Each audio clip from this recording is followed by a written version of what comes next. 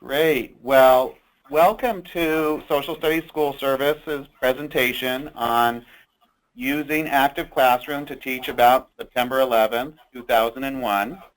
We're really excited about some of the resources that are available in Active Classroom that are going to make it really easy for you, give you a lot of options in terms of different ways to present the content to students of different age and grade levels, whether they're visual or textual learners. There's going to be something here for everyone, and really, really rich content that was developed in a partnership with the September 11th Education Trust. The September 11th Education Trust was founded by families of people affected by the September 11th attacks, both in the New York area and the Washington, D.C. area. And those families had an interest in developing an educational curriculum so that people could be challenged by some of the events leading up to September 11th, and so that they could guarantee that students would have an ongoing understanding of the importance of what happened at that time.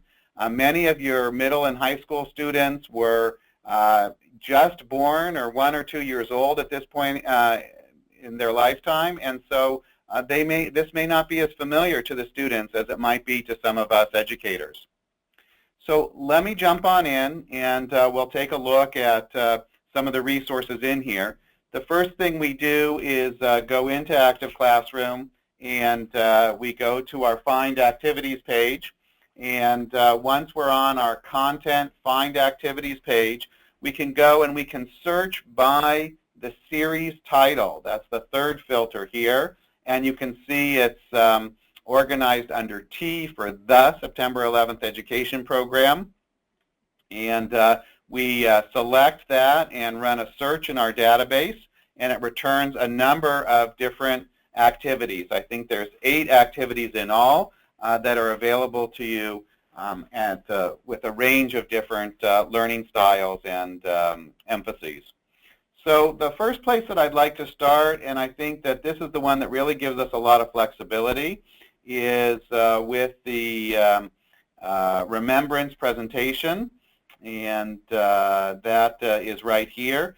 So let's take a look at the Remembrance Presentation. It is a 12-minute video that's made up of clips from people that were affected by the attacks, especially in the New York area, and there were over 80 hours worth of interviews that were created with people. It could be a mother of a firefighter who was killed, a sibling of somebody else who was killed. It might even include survivors of the event talking about what happened to them.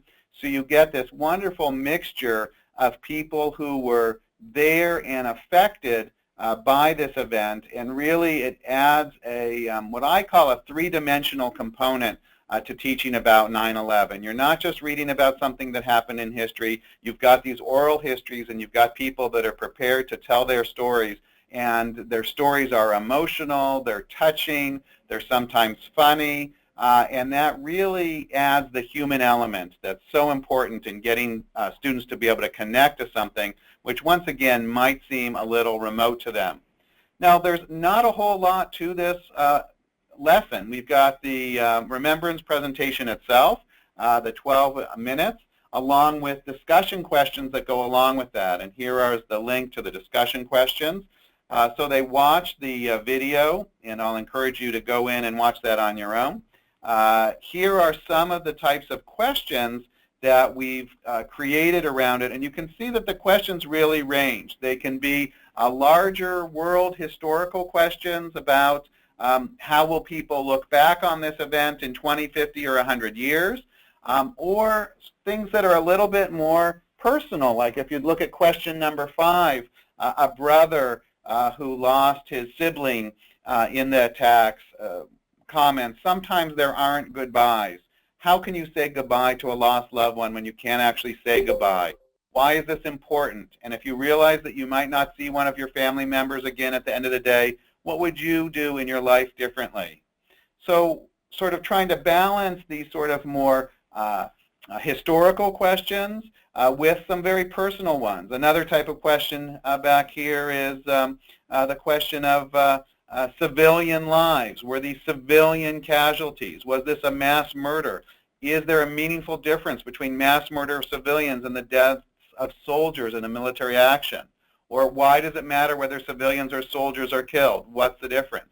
So questions really to get students thinking, talking, engaged with this content. So this is a wonderful activity that you can do. The video is 12 minutes. The discussion questions you can take as long or as little as you want. This could be an entire class period, or maybe you only spend an extra 5 or 10 minutes after discussing it with them. But that choice is really up to you. So a lot of great questions there, and we've got some other activities that are also going to be helpful to you. So the next thing I want to talk about is this third one, the September 11th program, The Historian's Craft, Creating Timelines and Using Personal Narratives. And this one is a really nice one because it looks at this issue of what does it mean to create a timeline. And timelines are human constructions. Often students see them in their textbooks, and they seem to be these objective recordings of what actually happened in a given period. This lesson really opens that up for students, and we ask them to look at 3 different timelines in 3 different formats that reflect different lengths of time, and what they can draw, what the types of conclusions that they can draw from those different timelines, and how really it might lead you to have different conclusions depending on the way you construct a timeline. And so taking that sort of naturalness of timelines away from the textbook and exposing it to students and asking them to think about timelines that are meaningful to them. Now this comes with a downloadable teacher's guide. If you look up here, you can see the teacher's guide in the corner, and that's got the downloadable symbol. So I encourage you to download that. It's nicely formatted, really easy to look at, really pops out some of the main objectives here and goals that students are going to be able to do. So it gives you background on how much time you might commit to engaging with students on this lesson, really helps you set it up. And you can see we're linking to national standards, and you've got all these different components there. So the teacher's guide, definitely worth looking at. They're available for all of the lessons in here. So the first activity is comparing the timelines, and the students are going to get access to 3 different timelines. Here's a timeline that comes directly from the 9/11 Commission report, and it's a very short timeline, effectively just detailing the minutes from when the planes took off until they either crashed into buildings or were grounded. So it's the timeline of a matter of hours. Students can look at that timeline, and then they can compare it to this longer-term timeline that goes back to December 1979 and details a range of different attacks, both by Al-Qaeda and its affiliates in Afghanistan, and a range of attacks that go through time. So you've got from beginning in 79 and going up through the original attack on the World Trade Center bombing in 1993, and bringing it all the way up to a contemporary period. So the students look at this, they see there's a lot more detail in this, and then we raise questions about, well, is it sufficient to even go back to 1979? Do you want to go back 100 years, or do you want to go back to the founding of the Muslim Brotherhood in 1928, or do you want to go back to the birth of Islam in the 7th century? These are all relevant questions in terms of what do we really need to do in order to understand the background to these events. In addition, there's a visual timeline where students are able to look at different video clips of people that are reporting on things that happened through those days.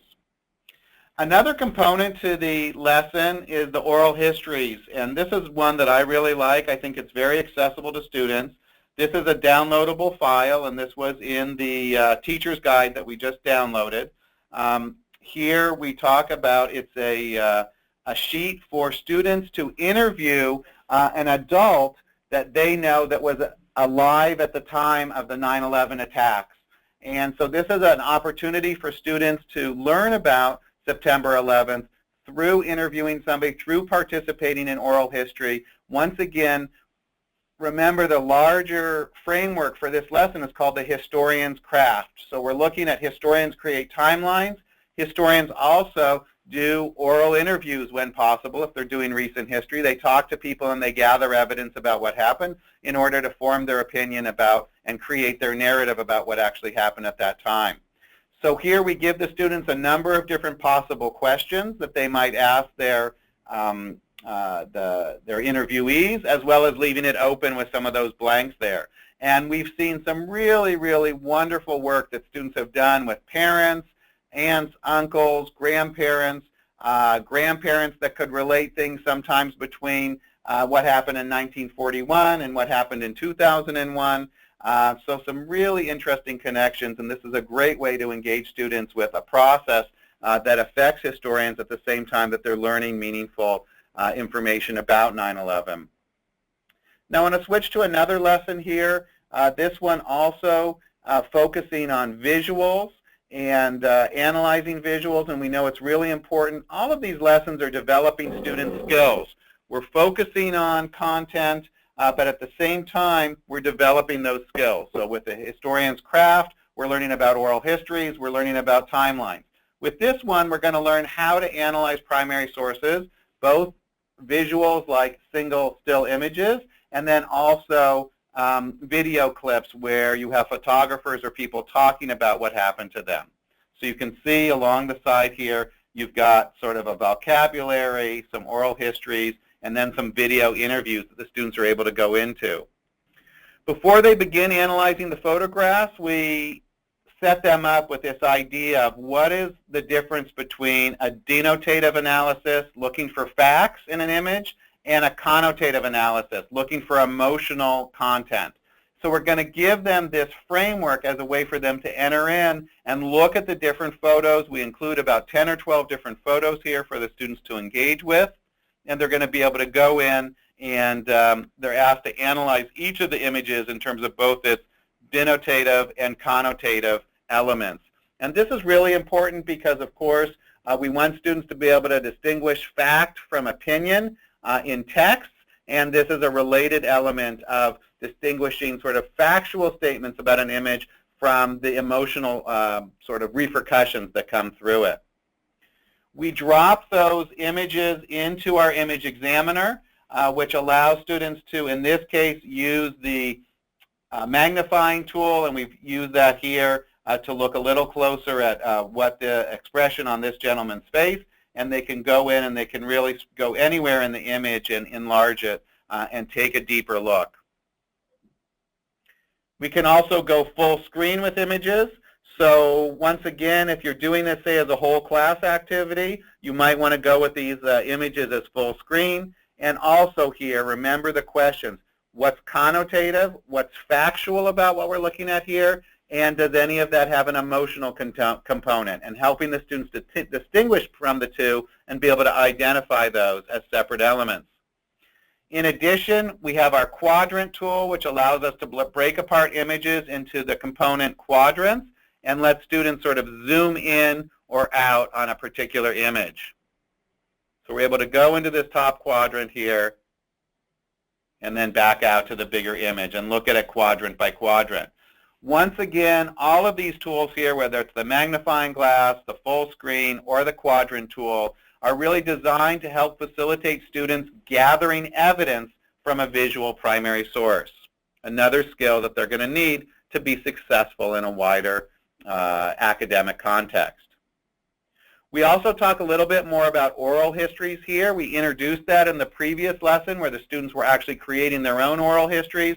Now they're going to have a chance to watch, go through these 5 different video clips here, and we give them a graphic organizer so that they can focus in on one of the interviews they're going to be looking at, and we scaffold them through so they know what to look for and they can respond to the interview that they've chosen.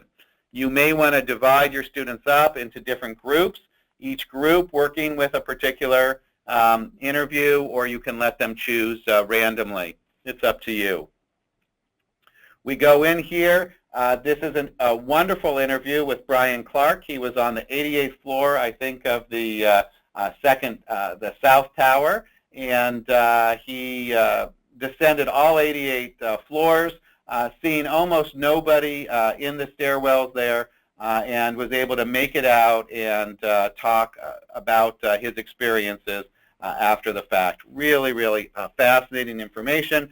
These interviews are short. They're 3 to 5 minutes. They're designed to be digestible by students, not overwhelming, but to supply them with some information about what was going on.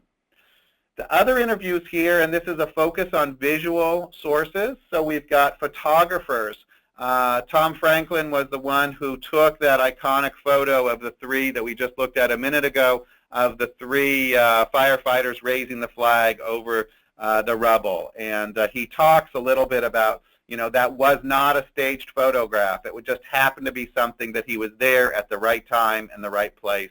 And he talks a little bit about what it's like to be a photographer and to be out there at a moment like that. David Handschuh, also another photographer, was there. He was injured, and we see in the actual images that are included in this lesson an image of him being carried away from the scene as an injured photographer, and he talks a little bit about also the risk that you take as a photographer out in the world, trying to get firsthand news, and that sort of gathering of the firsthand evidence and how dangerous that can be. We also have Senator Hillary Clinton, who was a senator from New York at the time, and she offers a perspective of, I think she was in Washington, D.C. and flew to New York after this happened. She talked a little bit about what it was like to arrive on the scene, what she was able to see from her helicopter above, and students are able to take all these different perspectives and combine them together to get a better understanding of the overall experience. Now, I've included another lesson here. Remember, we've got 8 different lessons, and I've only talked to you about 3 of them so far. The 4th one that I'm going to talk about today is this one, Honoring Heroes. This is ideally suited to even a younger audience. You can do this with upper elementary students, and we don't have a lot of the gory imagery in here, but it's really designed to get students to think about what does it mean to be a hero. Are heroes people who go out of their way to do extraordinary things? What if it's just your job to be a firefighter or a policeman? Does that make you a hero? Really, really interesting questions, and then contextualizing that in the context of heroes in history. And we've got interviews, first-hand interviews with people. In this case, the Betty Ong audio clip. She was a flight attendant on the flight that went down, that was forced down by the passengers in the field in Pennsylvania. And we hear firsthand how she's reporting, and then here's an interview with her sister talking about how she viewed her sister in that situation. In addition to these audio clips and the video interviews, we also have some readings and some background information here in terms of some textual reports on people who might be considered heroes. So we've got a mixture of different media in these lessons, audio clips, video clips, visual images, as well as text-based interviews and lessons. Now I want to talk about an additional resource that we've gathered in Active Classroom. Those of you who have subscriptions to Active Classroom will have access to a number of different online courses throughout the year. We just did a Summer Institute this summer where we did a course on the unknown American Revolution, and we focused on women, African Americans, and Native Americans and their experiences in the American Revolution. We also had a course on read-in strategies for Common Core success. Well, we also have a course, and it should be in your account if you go here to Go to Courses, and then look on those either assigned to me. In this case, it's assigned by me because I'm the instructor, but this would be in your tab assigned to me, and it's called Teaching 9/11 Using Primary Sources. This is a 6-week online course which is self-paced. We drop in here. It gives you an overview. There are discussion prompts and questions. And here's a downloadable syllabus. I think that where did I get? Just below the screen here, I was able to download the syllabus here. It describes in great detail the 6 different modules that you can go through. And this course is available for up to 3 units of graduate credit, depending on the amount of time that you put into it. That's through Aurora University. You do get the course itself for free as an Active Classroom subscriber, but you need to pay for the graduate credits, and it's $100 per credit. So really a very economical way to get your CEU advancement in your district and here engage on something that's really quite interesting. So this is a long-term project. It goes through a lot of the content that's involved in our program and is really a wonderful resource. So that covers, I wasn't able to go in our short time today through all of the different resources. We also have another one that's focused a little bit more on U.S. national security and terrorist attacks around the world. That's here on this lesson here. We also have a lesson on 9/11 post-recovery process, and as well designing a 9/11 memorial, and one on civic action and the role of government. And this focuses a little bit on after the attacks, the way in which family members advocated via their government, via government agencies, about what an appropriate memorial might be and how that came to be through students being involved. In that lesson, students might read things like opinion articles and op-ed pieces, which were used by family members at the time to try and convince the public and the government about what appropriate memorials might be. And there's a real call to action there, and to get students to be aware that they should be active citizens. So you've got a whole range of different types of lessons here that develop student skills, like the historian's craft, or analyzing the primary sources or the visual sources, as well as that idea of being able to formulate an argument and to present that to the public if it's something that you believe in. So the range of activities that you'll see with this September 11th program really are far-reaching. We thank you very much for coming out today. And next week, for those of you that have Active Classroom, we've got another webinar on adding your own content and creating quizzes. So that's going to be a really good one. A lot of flexibility in terms of what you can do with the platform. We hope you'll sign up for that as well.